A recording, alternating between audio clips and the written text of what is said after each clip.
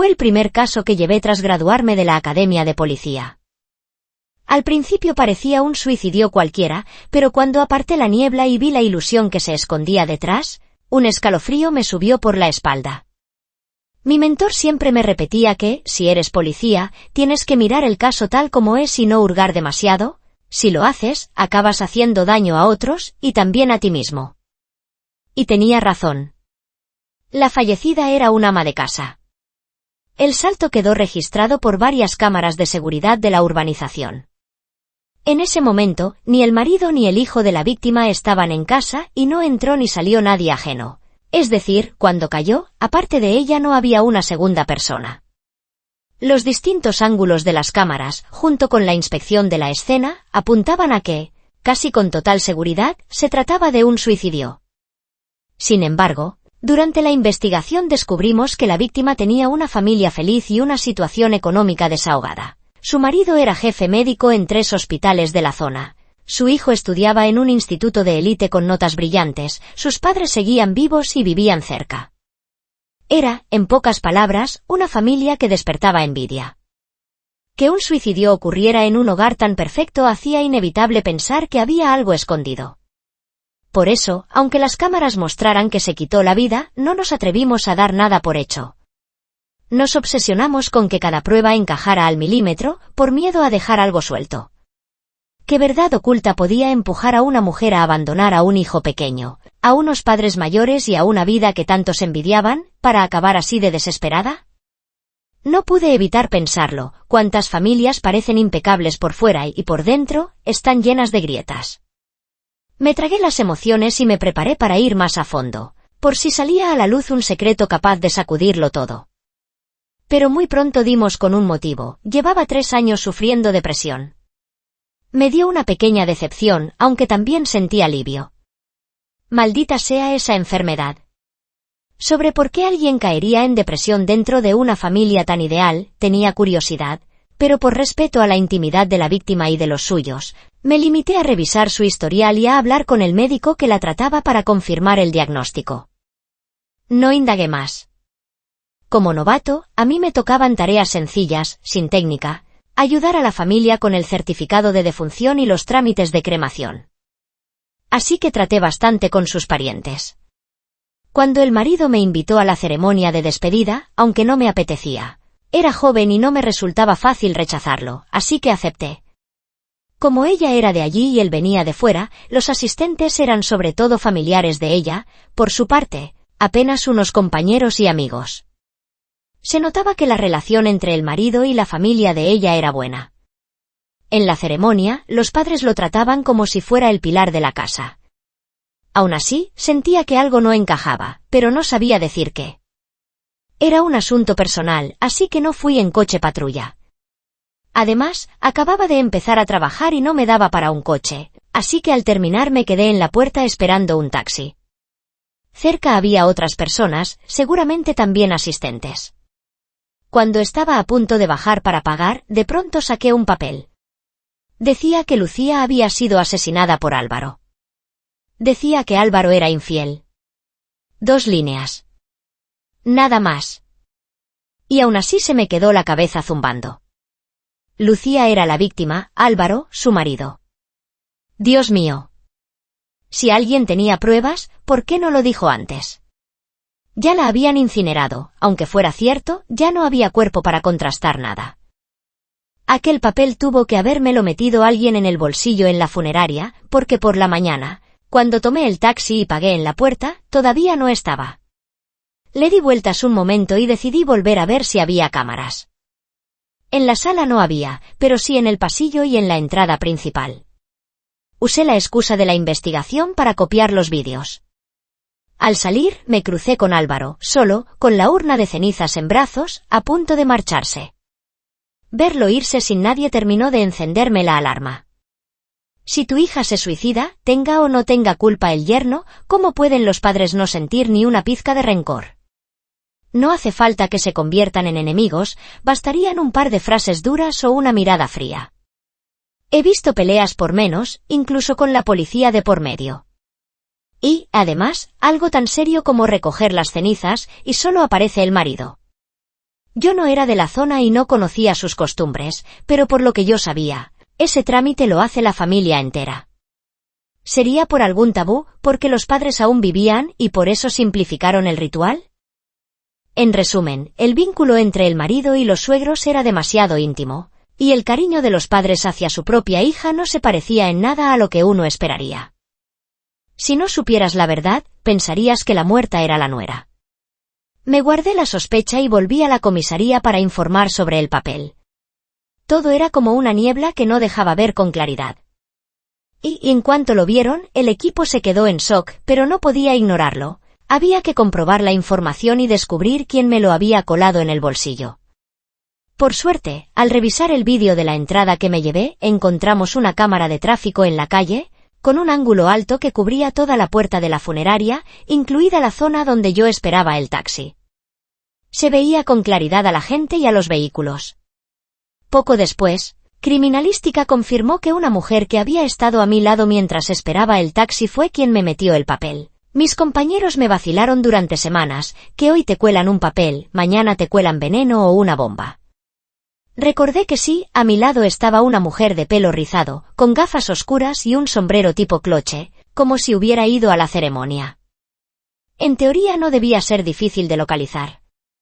Pero las cámaras mostraban que no había entrado a despedirse, parecía que había ido solo a esperarme. En cuanto me fui, ella también se marchó. Y lo más raro, no usó ningún medio de transporte. Llegó a pie por un callejón sin cámaras y se fue por el mismo camino. Estaba claro que quería ocultar su identidad. Preguntamos al marido, a los padres y a otros familiares, nadie la reconocía. Por nuestra parte no hubo avances, pero sobre la infidelidad del marido sí salieron cosas. 5 o 6 años atrás ya corrían rumores.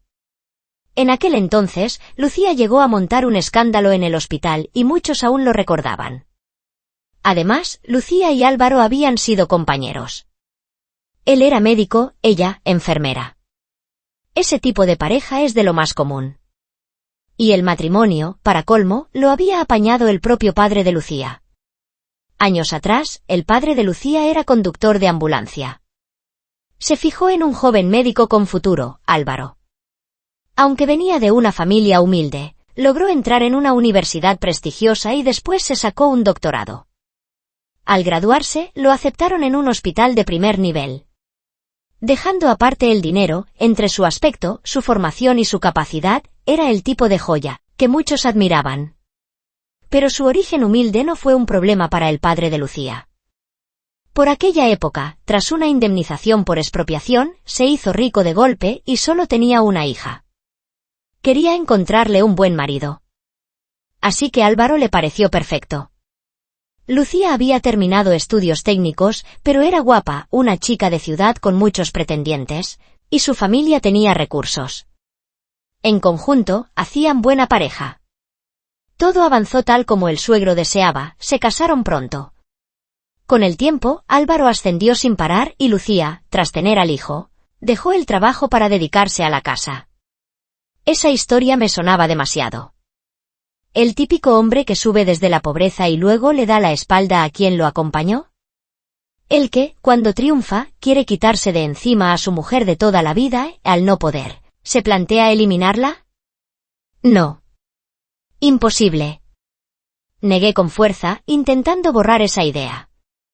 Si Álvaro fuera realmente tan mezquino, no podría mantener una relación tan buena con la familia de ella. En la despedida, cualquiera podía ver lo cercano que era con sus suegros. Si fuera puro teatro, podría fingir un rato, pero 14 años de matrimonio. Y, además, con su posición y su dinero actuales, la familia de ella ya no podía controlarlo. Si no quería que lo tacharan de desagradecido, le bastaba con ser correcto. No hacía falta tanta familiaridad. Eso no lo hace cualquiera. Pero, ¿y si alguien fuera capaz de actuar durante tantos años? Me estremecí. En ese momento, lo único que importaba era encontrar a la mujer del papel. Un día, mientras estaba fuera por trabajo, vi al hijo de la víctima, Mateo, discutiendo con un hombre tatuado en la acera. Frené al instante. Al verme, los dos se callaron. Sin que yo preguntara nada, Mateo soltó. Me ha salpicado con agua sucia. Y era verdad, el pantalón tenía barro. A un lado había un coche de lujo. Antes de que yo dijera una palabra, el tatuado se apresuró a disculparse y ofreció pagar. Mateo lo miró por encima del hombro, lo ignoró y se fue furioso. Yo ya había tratado con el chico un par de veces, era callado, reservado. Estábamos lejos de su casa, acababan de vivir una tragedia, y él estaba en plena adolescencia. Me preocupó. Lo seguí y le insistí hasta que aceptó que lo llevara. Abrí la puerta del copiloto y, nervioso, aparté cosas del compartimento. Entonces Mateo cogió una foto. Su mirada dejó claro que reconocía algo. Era una captura de la cámara, la mujer que me metió el papel en la entrada de la funeraria. Tras insistirle varias veces, Mateo admitió que quizá la había visto antes, tal vez era amiga de su madre, pero no recordaba quién. Volvimos al punto de partida. Yo también sospechaba que era alguien del entorno de la víctima, pero ya habíamos revisado familiares y amistades sin encontrar nada. De camino, Mateo me pidió que lo dejara en un cruce, tenía clase extra. Y entonces se me encendió una idea. Un conocido no siempre es familia o amigo. Aunque Lucía era ama de casa y su círculo era reducido, además de parientes y amistades, existía otra categoría, gente de trato, como empleados de panaderías, cafés, restaurantes, peluquerías, clínicas estéticas o puestos del mercado. Y, efectivamente, la mujer era la asesora estética de Lucía. Lo admitió con una calma pasmosa, ella había metido el papel. Cuando le pregunté qué pruebas tenía de que Álvaro había matado a Lucía, respondió que era solo una sospecha, como no tenía pruebas, por eso lo hizo a escondidas. Casi solté una maldición.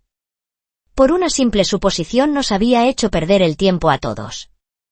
Su razón era que Lucía se quejaba de que su marido era frío, llevaban 6 o 7 años sin intimidad, y ella aseguraba que Lucía era egoísta, y que una persona egoísta no se suicida.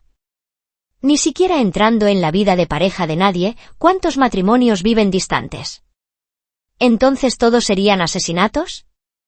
Según ella, Lucía era egoísta porque dejaba a los abuelos todo lo del niño, el estudio se lo encargaba al marido, incluso cuando sus padres enfermaban, era él quien los llevaba al médico, mientras ella solo se dedicaba a pasarlo bien. Eso, dicho claro, era vivir cómoda, padres que ayudan, marido que sostiene. Si yo tuviera esas condiciones, también sería feliz siendo egoísta. Aunque me parecía evidente que aquella asesora hablaba desde la envidia, hubo algo que me dejó inquieto.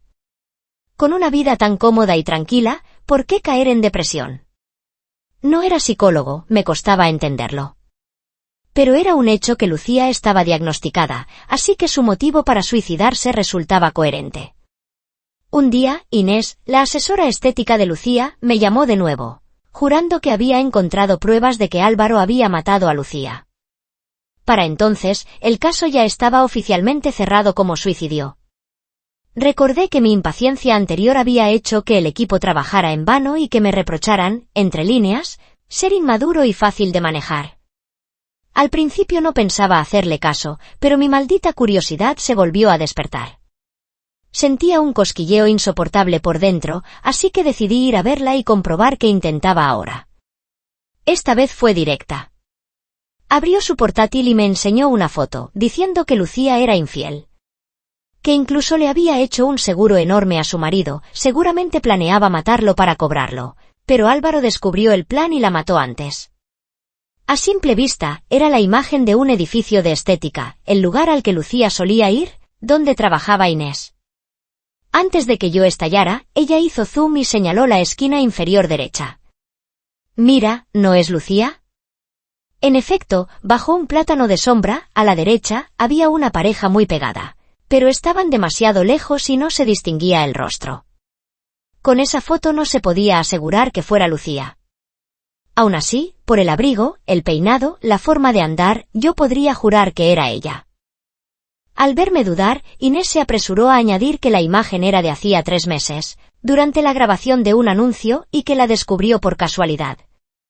Y se lanzó con su teoría, que las mujeres se arreglan por quien aman, que Lucía, con un marido frío y sin intimidad durante años, iba a la estética constantemente e incluso se habría operado el pecho y los glúteos, que si no tenía amante, ¿para qué iba a hacerlo? Yo puse los ojos en blanco en silencio. Antes de replicar, Inés siguió, que una vez habló de seguros con Lucía y que Lucía entendía demasiado. Daba consejos, como alguien que había contratado muchos. Yo esperaba que continuara, pero se quedó callada, mirándome con esa cara de «¿Ves? No te miento». ¿Me había hecho ir solo para eso? Empecé a perder la paciencia. Sentía que me habían vuelto a tomar el pelo. Le advertí que denunciar en falso era un delito. ¿Denuncia falsa? ¿Falsa de qué? ¿Es que todo esto no significa nada? Estaba clarísimo, Lucía era infiel, intentó matar a su marido para cobrar el seguro y, cuando él lo descubrió, la mató primero. Se me escapó una risa amarga. La imaginación de aquella mujer no tenía límites. No quise discutir más. Guardé la foto en mi teléfono y me fui. Ella gritó a mis espaldas. Si no me crees, revisa los seguros. Yo también los voy a revisar. En este caso siempre tuve la sensación de estar mirando a través de una niebla. Quiero arrancarla de una vez.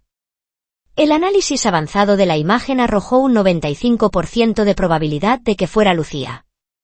Pero con una sola foto así no se podía afirmar que fuera infiel, y mucho menos saber quién era el supuesto amante. Sin embargo, si era cierto que Lucía había contratado varias pólizas para Álvaro, por un valor total de más de 30 millones de yuanes, y ella figuraba como beneficiaria en todas.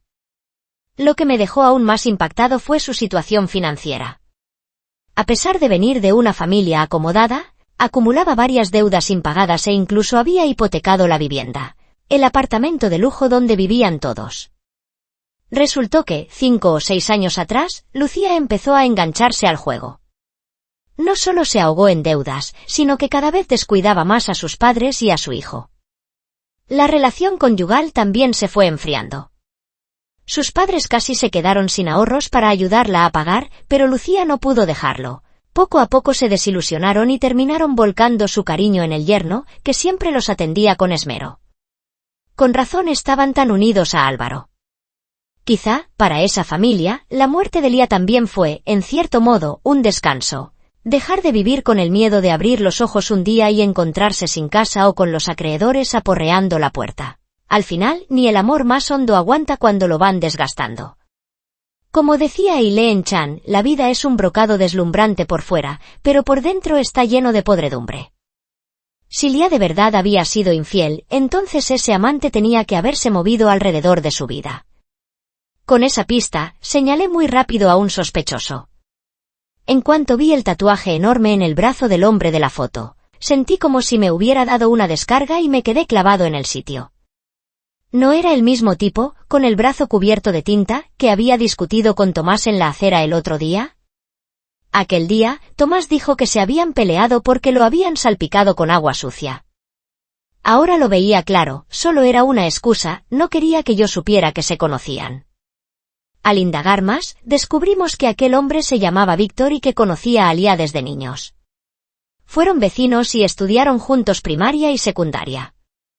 A diferencia de Lía, Víctor venía de una vida hecha trizas, padres divorciados, abandono, dejó los estudios al acabar la secundaria, no recibió ni un céntimo de compensaciones, se torció desde joven, entró en prisión por peleas y, al salir, se movió por ambientes turbios.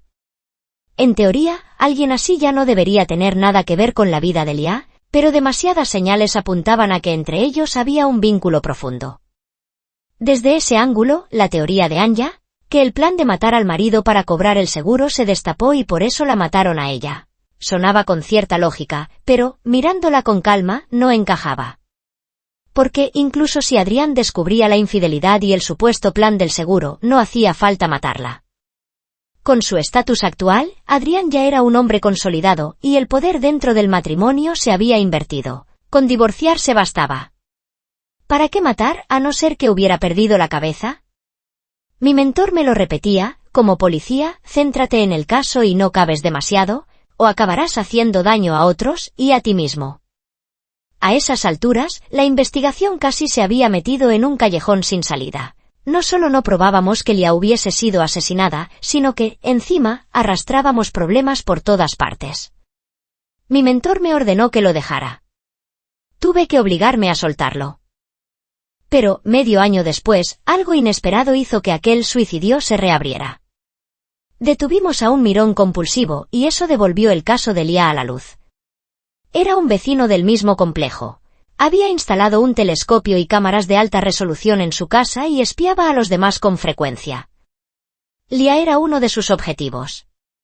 En su ordenador encontramos muchísimos vídeos y fotos de ella. Lia cayó desde el dormitorio principal. En todos los vídeos e imágenes de ese cuarto se veía un banco largo tipo equilibrio, colocado entre el balcón y la cama. Cada día, al atardecer, Lia hacía yoga sobre ese banco. La foto más reciente, tomada el día anterior al incidente, mostraba el banco en su sitio. Pero yo recordaba con claridad que, el día del caso, en la escena no estaba ese banco. Revisé el expediente en el acto y confirmé que, en el momento del incidente, en el dormitorio no había banco. Y no solo eso, la cama también estaba desplazada respecto al día anterior, arrimada al balcón al menos medio metro. Sentí como si una corriente me atravesara la cabeza y se me ocurrió una idea temeraria. Lia tenía la costumbre de echarse la siesta desde las 2 o 3 hasta las 5 o 6 de la tarde. Al despertar, solía hacer un rato de yoga sobre ese banco. La altura del banco y la barandilla del balcón era bastante parecida. Si alguien conocía bien esa rutina, al anochecer, quitaba el banco y acercaba la cama al balcón. ¿Podría Lia haber confundido la barandilla con el banco y caer al vacío? En los vídeos de espionaje se veía que, cada vez que subía al banco, apoyaba las manos para impulsarse. Si confundía la barandilla con el banco y solo al trepar se daba cuenta del error, en el pánico podía resbalar y caer, desde una cámara lejana parecería que se había lanzado por voluntad propia. En el interrogatorio, Adrián admitió que él había retirado el banco, alegando que temía que Lia se hiciera daño haciendo yoga ahí. Se defendió diciendo que, aunque al principio su matrimonio había empezado por necesidad, habían vivido juntos tantos años, aunque ya no hubiera amor, quedaba afecto y además tenían un hijo brillante, así que no había ningún motivo para llegar al extremo de matar. Negó haber movido la cama. Yo fui directo. No. Tú tienes un motivo para matar. Puse delante de él un informe de parentesco biológico. Su rostro pasó de la confusión al asombro y, de golpe, estalló en una furia brutal. Agarró el papel, lo rompió en pedazos y me lo lanzó a la cara, gritando. No me lo creo. Esto es mentira. Lo habéis fabricado. Os voy a denunciar. Tuvimos que sujetarlo a la silla para obligarlo a calmarse. Pero no dejaba de temblar, a ratos lloraba, a ratos reía, como si se hubiera vuelto loco. Aquello no se parecía en nada a la reacción que yo esperaba. Que la esposa sea infiel y planee un fraude con el seguro no siempre despierta un impulso homicida. Pero si un hombre descubre que el hijo que ha criado más de 10 años no es suyo, y que incluso el matrimonio, desde el principio, fue una estafa, quizá ningún hombre podría soportarlo. Eso sí sería un motivo suficiente para matar a su esposa. Pero eso solo sería así si Adrián lo hubiera sabido de antemano. Y por su reacción, parecía que de verdad no tenía ni idea. Claro que no podía descartarse que estuviera fingiendo, pero, si era teatro, su actuación daba miedo, más que la de un actor premiado y encima improvisada al momento. Después de descubrir la relación entre Lia y Víctor, seguí investigando. Encontré que, durante el mes anterior a la muerte de Lia, al menos 2 veces ella y Víctor fueron juntos a recoger a Tomás después de las clases extra. ¿Cuánta sangre fría tiene que tener una mujer para llevar a su amante a ver a su propio hijo? Localicé a la supervisora de enfermería del servicio donde Lia había trabajado. Recordó que, antes de estar con Adrián, Lia tenía novio. De joven, Lia era muy guapa y muy viva, aunque ya tuviera pareja, muchos la pretendían. Pero ella lo quería muchísimo, hablaba a cada rato de mi marido, mi amor. Nadie supo por qué terminaron, Lia estuvo triste durante bastante tiempo, y después, empezó con Adrián. Aquel exnovio era Víctor. Crucé fechas, Lia se quedó embarazada casi inmediatamente después de casarse con Adrián. Su hijo, Tomás, tenía 14 años. Víctor se había marchado de la ciudad hacía 18 años. 3 años después regresó y desde entonces vivió en la sombra, trabajos manuales, abrió un bar, fue guardaespaldas, incluso volvió a prisión. Una vida llena de líos. En otras palabras, cuando Víctor se fue, ellos rompieron y Lia se casó con Adrián. Pero Víctor había vuelto justo antes de esa boda. Lo verifiqué con 2 amigos de la infancia de ambos. Lo recordaban perfectamente. El día que Lia se casó, Víctor bebió hasta perder el sentido y fueron ellos quienes lo llevaron al hospital. ¿Y si Tomás era hijo de Víctor? Eso explicaría por qué Lia lo llevaba tantas veces a ver al chico. Me obligué a mantener la calma y tomé en secreto muestras biológicas de Tomás y Víctor. El ADN confirmó por completo mi suposición. No solo Lia y Víctor conocían la verdad sobre el origen de Tomás, Tomás también lo sabía. Solo que el chico parecía incapaz de aceptarlo y no quería que nadie más lo supiera. Por eso, el día que lo vi discutir con Víctor en la calle, mintió diciendo que no lo conocía. Tal vez Lia no solo le contó quién era su padre biológico, sino que incluso pensaba ir más lejos. Quería dejar a Adrián y llevarse a Tomás para vivir con Víctor. Pero ese plan, al parecer, no contaba con el apoyo de Tomás. Por eso, para Lia y Víctor no iba a ser fácil hacerlo realidad. Primero, no tenían respaldo familiar. El hijo no quería, y por lo cercanos que estaban los padres de Lia con Adrián, era evidente que también se oponían con firmeza. Segundo, no había garantías económicas. Por el juego, Lia casi no tenía nada, la casa, vendida o empeñada. Víctor había entrado y salido de la cárcel varias veces, vivía al día, sin un céntimo. Quizá esa fue la razón por la que pensaron en matar al marido para cobrar el seguro. Claro, seguía siendo solo una sospecha, sin pruebas directas. Aún así, al contratar los seguros, Lia se lo ocultó a Adrián y quien falsificó la firma fue Víctor. Había motivos de sobra para sospechar un móvil. Si Adrián llegaba a enterarse de toda la verdad, su orgullo herido y la rabia de sentirse engañado podían empujarlo a un acto extremo. Pero poco después descartamos a Adrián como sospechoso, porque dimos con la persona que realmente había tirado el banco. Era un objeto grande, una vez arrojado al cuarto de basura, lo más probable era que alguien lo recogiera. Tras revisar con cuidado, descubrimos que un obrero de reformas lo había encontrado. Además, dijo que había visto a quien lo tiró, un adolescente. Cuando vio la foto de Tomás, lo confirmó, fue él. El obrero también recogió media botella de miel cerca del banco. Después de beberla, sintió taquicardia, inquietud y una especie de aturdimiento. Pensó que la miel estaba caducada y la tiró. Tomás declaró que tiró el banco porque su padre había advertido muchas veces a su madre que no hiciera yoga en el balcón. Pero ella no escuchaba y discutían por eso. La mañana del incidente, antes de irse a clase, vio el banco en el balcón. Pensó en las peleas, temió que su madre se hiciera daño, y al mismo tiempo, no quería que siguieran discutiendo. Así que lo tiró. Pero cuando puse delante de él una bolsa de evidencias con la media botella de miel, su cara se quedó blanca al instante, los hombros se le hundieron y no dijo una sola palabra. El psiquiatra de Lia explicó que, según su evaluación, ella no tomaba la medicación a la hora indicada, por lo que la mejoría de la depresión era inestable. Al principio, eso se consideró una prueba a favor del suicidio, pero al revisar la cantidad de pastillas restantes, vimos que faltaban muchas más de lo esperado. Antes, esa discrepancia nos tenía desesperados. Pero cuando oí al obrero hablar de la miel, la respuesta quedó clara. Los antidepresivos que Lia tomaba, en sobredosis, podían provocar taquicardia, somnolencia e incluso alucinaciones.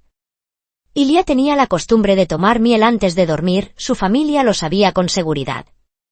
La miel que le enseñé a Tomás no era la misma que él tiró, era un frasco nuevo, de la misma marca y tamaño que el anterior. Y la cantidad de miel coincidía, más o menos, con lo que el obrero describió. Tirar el banco pudo ser un arrebato. Pero mezclar medicamentos en la miel para que su madre se la bebiera solo demostraba una cosa: Tomás había intentado matar a su madre. Según profesores y compañeros, Tomás era muy cercano a su padre. Cada vez que hablaba de él, lo hacía con orgullo, de su madre casi no hablaba. Las actividades escolares las llevaba casi siempre el padre. Los vecinos también decían que era habitual verlos a los dos jugando, corriendo y haciendo ejercicio. Por Víctor supimos que Tomás descubrió su verdadero origen 3 meses antes. Un adolescente en plena pubertad, con buenas notas, una familia acomodada y un padre médico reconocido, todo eso alimentaba una personalidad independiente y orgullosa. Aunque despreciaba un poco a su madre por su decadencia, mientras ella no apareciera en su círculo social, ese defecto podía pasarse por alto. Pero entonces su madre destapó la verdad. Lo obligó a aceptar a su padre biológico y además planeaba hacerlo público. En ese instante, todo aquello de lo que Tomás se sentía orgulloso se vendría abajo. ¿Era ese el motivo para matar a su madre? No lo sé. Y no quería seguir cavando. Solo me sentía agotado. Sin embargo, Víctor gritaba su inocencia a voz en cuello.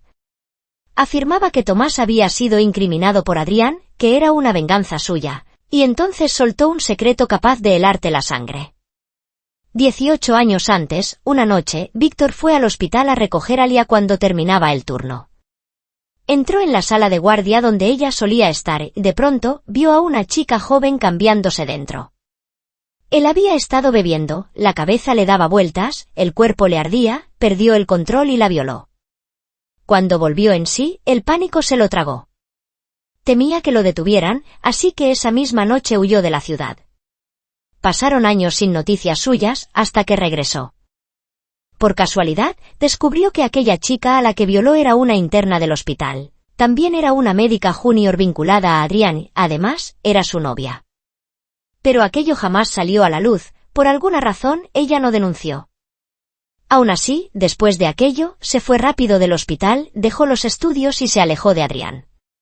3 años después se suicidó tirándose de un edificio. Al escucharlo, se me heló la espalda. Era cierto, Adrián había tenido una novia así, una junior que hacía prácticas en el hospital donde él trabajaba. Luego ella se fue y terminaron. Pero Adrián negó que la hubieran violado y dijo que todo era una calumnia inventada por Víctor para mancharlo. Sobre la ruptura, Adrián explicó que entonces ya había empezado a trabajar y había sentido pronto la frialdad de la sociedad, sabía que abrirse camino solo en una gran ciudad era durísimo. Cuando conoció a Lía, empezó a vacilar. Su novia se dio cuenta y decidió alejarse por iniciativa propia. Del suicidio, muchos años después, Adrián solo se enteró cuando ya había pasado muchísimo tiempo, y dijo no conocer el motivo exacto. Y, al mencionar a esa exnovia, aunque su voz sonaba serena, dejaba escapar sin querer una tristeza profunda y un leve arrepentimiento casi imperceptible. Yo sentía que nada había terminado, todo seguía enredado como un ovillo, sin un hilo claro del que tirar. 2 años después, el caso de Lía por fin se cerró. Cuando el padre de Lía supo que su propia hija había sido asesinada por su nieto, sufrió un derrame cerebral en el acto.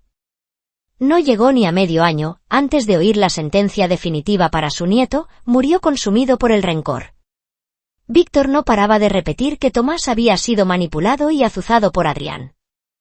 Después de que Tomás fuera condenado, Víctor se puso al volante y lanzó el coche directo contra Adrián. Pero Adrián logró apartarse, Víctor fue detenido por intento de homicidio y acabó en la cárcel. Después, Adrián cedió la casa que estaba a su nombre a Tomás, dejó el trabajo y se marchó a vivir al extranjero. Muchos años más tarde, yo ya estaba casado y tenía un hijo. En las vacaciones de verano me llevé a mi mujer y a mi hijo de viaje fuera del país y, en un museo, me topé por casualidad con Adrián, con el pelo ya canoso. Los recuerdos oscuros que creía enterrados volvieron de golpe. Él me invitó a tomar una copa. Con el alcohol en la cabeza, me contó una historia triste y que ponía los pelos de punta. Las palabras de Adrián. Nací en una zona montañosa y perdida. Tan perdida que, desde mi aldea hasta el pueblo donde se estudiaba, había que caminar casi 3 horas.